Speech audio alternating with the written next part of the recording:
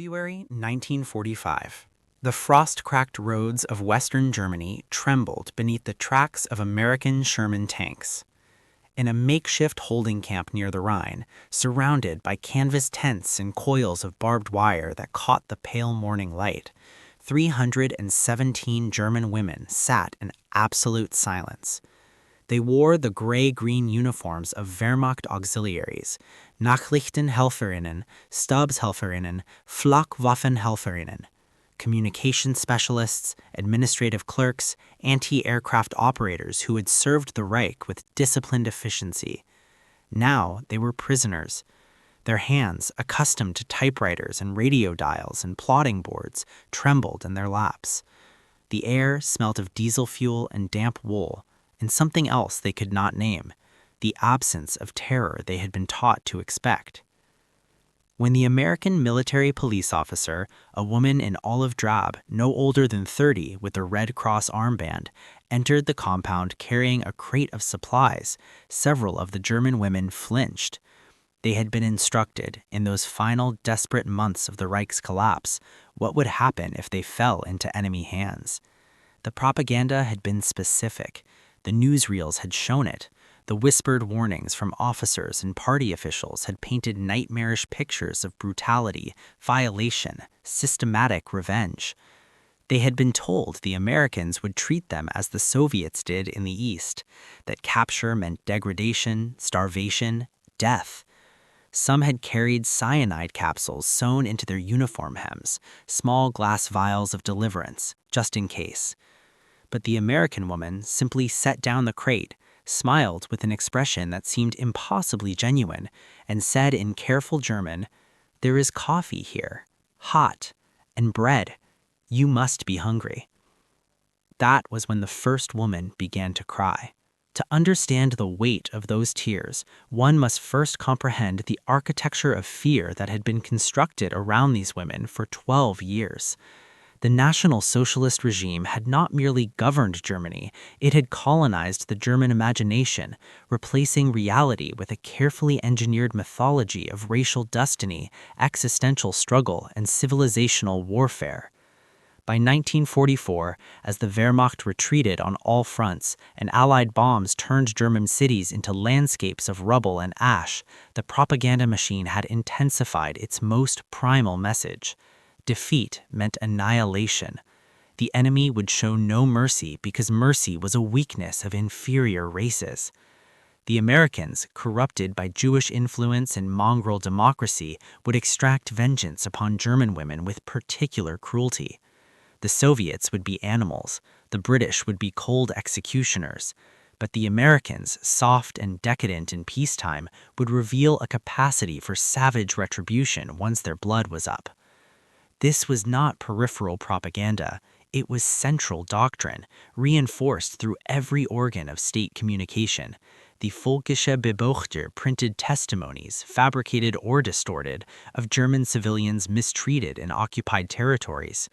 Radio broadcasts featured survivors describing atrocities. In military briefings, officers warned their female auxiliaries that capture would mean rape, torture, forced labor until death. The message was consistent. Fight to the last, flee to the east if necessary, take your own life if capture was imminent, but under no circumstances trust in the humanity of the enemy. For many German women serving in military capacities, this indoctrination was compounded by their unique position within the Reich's ideology. They were not merely citizens, they were bearers of the racial future, mothers-to-be of the Volk, protected and controlled and weaponized as symbols of Aryan purity. To fall into enemy hands meant not just personal destruction, but the defilement of everything the Reich claimed to represent. The women who sat in that Rhine Valley camp in February 1945 had absorbed this worldview completely. They had volunteered or been conscripted into service believing in victory, then in survival, then in nothing except the certainty of their own suffering. They had watched their country burn. They had seen Wehrmacht soldiers, exhausted, cynical, sometimes weeping, retreat westward with rumors of Soviet brutality in the east. They knew what had happened in occupied Poland, in occupied France, in occupied everywhere. They knew what their own forces had done, even if they did not speak of it, even if they compartmentalized it, even if they told themselves it was necessary for the greater struggle. And so they expected the mirror image. They expected judgment delivered in blood. But what they received was a cup of coffee. The psychological rupture that occurred in those first hours and days of American captivity cannot be understated. These women had steeled themselves for horror. They had rehearsed stoicism, prepared for endurance, made private pacts with themselves about how much suffering they could withstand before surrendering to death. Some had discussed it in whispers during the chaotic retreat, whether poison was faster than a pistol, whether drowning was more merciful than capture. They had said goodbye to their humanity in advance, reducing themselves to biological survival mechanisms, trying to preemptively numb themselves to violation. It was a kind of psychological armor, this expectation of atrocity. It was the only preparation the Reich had given them. And then they encountered American women in uniform distributing blankets. Then they encountered Black American soldiers who did not assault them, but instead set up medical tents and distributed chocolate bars to nearby villages. Then they encountered Jewish American officers, men who by all Reich logic should have been their most vicious tormentors, who processed their paperwork with bureaucratic indifference, who asked about their health, who arranged for letters to be sent to their families. The cognitive dissonance was total. It was not merely that the Americans failed to fulfill the prophecy of cruelty, it was that they operated according to principles so fundamentally different from what these women had been taught that their entire worldview began to fracture. The Americans had rules, codified, written, enforced rules about the treatment of prisoners. They had the Geneva Convention translated into German and posted in the camps.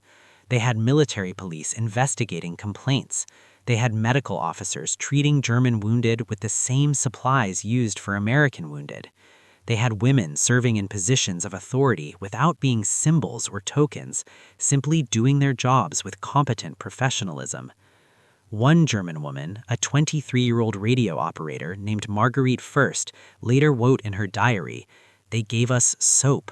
Real soap, not the ersatz we had been using for 2 years, and towels, clean towels.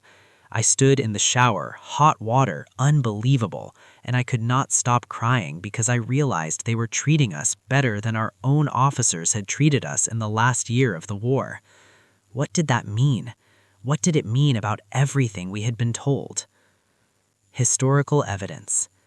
The treatment of German women prisoners of war by American forces in 1944 to 1945 was not accidental kindness, it was policy, rooted in a specific understanding of military justice, international law, and strategic objectives that reflected fundamental American principles about human dignity and democratic governance.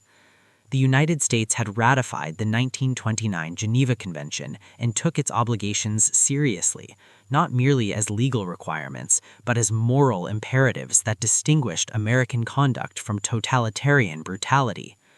General Eisenhower's headquarters issued explicit directives regarding POW treatment, with particular emphasis on preventing any actions that could be construed as revenge or collective punishment.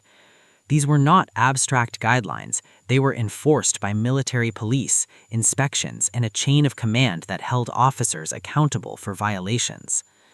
The numbers tell part of the story.